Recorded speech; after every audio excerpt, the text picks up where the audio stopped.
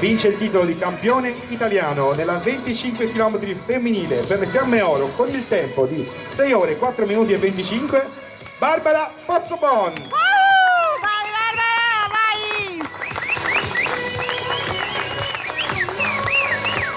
Campione italiano 2019.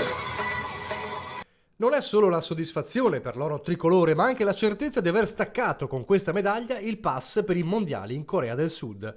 La conferma del talento di Barbara Pozzobon, la caimana del Piave. Ennesimo traguardo per la campionessa di nuoto in acque libere, che a Piombino centra il primo posto nella 25 km, lasciandosi alle spalle Aurora Poncelet e Alice Franco. Vai Barbie! Il successo nelle acque del Tirreno arriva al termine di una gara tattica condotta con il gruppo di testa dal primo fino all'ultimo dei 17 giri, quando Pozzobon ha allungato sulle inseguitrici. Rivincita a un anno di distanza dai tricolori di Castel Gandolfo, dove la nuotatrice di Macerata sul Piave chiuse con una medaglia d'argento che le precluse l'accesso agli europei. Dai, è stata dura ma ce l'hai fatta, brava Barbie!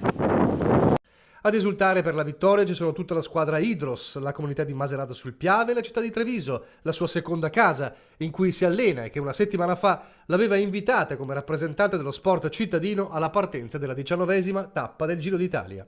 E tra poco più di un mese Barbara rappresenterà la marca proprio ai mondiali.